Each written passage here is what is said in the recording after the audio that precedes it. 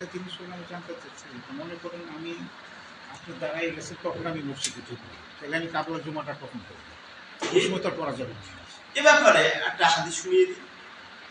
মুসলিম শরীফের হাদিস, যা সুলাইমান আল গাতফারি, সুলাইম কেউ বলছে না, কেউ বলছে সুলাইমান আল গাতফারি, একজন সাহাবী এসেছে। মুসলিম শরীফের হাদিস। কিসের হাদিস?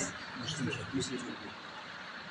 এসে দেখেন যে নবী সাল্লাল্লাহু আলাইহি ওয়াসাল্লাম খুতবা দিচ্ছে। ফাকাল কুম ইয়া সুলাইম কুম ওয়াসাল্লি রাকাতাই ওয়া তাজাওয়াজ ফিহি। মুসলিমের হাদিস। ইমাম খুতবা দিচ্ছেন, খতিব কে ছিলেন? নবী। এমন সময় এক সাহাবী সুলাইক আল গাতফানি এসে বসে গেলেন, যে না খুতবা দিচ্ছেন, এখন আর নামাজ পড়ব কি? বসে গেলেন। আল্লাহর নবী খুতবার মধ্যে বলছেন, কুম ইয়া সুলাইক, ও সুলাইক তুমি দাঁড়াও, সাল্লি রাকাতাইন, 2 রাকাত নামাজ পড়ো, ওয়া তাজাওয়াজ ফিমা, সংক্ষিপ্ত করো, খুব লম্বা করো না, করে তারপর খুতবা শুনো।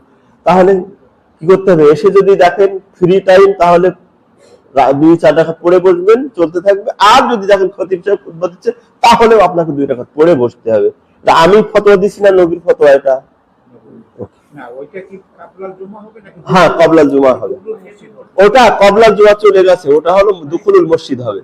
কারণ আপনার তো জুমা যে কবলার যেটা পূর্বের যেটা টাইম, সেটা তো আপনি অলরেডি ক্রস করে ফেলছে সেই লিমিটেশন।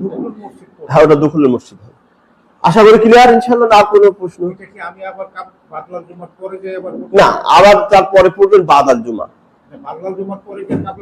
না না, কবলাকে পূর্ব সবাইকে পরে নেওয়ার সুযোগ নেই। কাবলা বলে পূর্ব, আর বাদ মানে পরে, এটা তো বললাম। হ্যাঁ, তাহলে এই প্রশ্ন শুরু করি।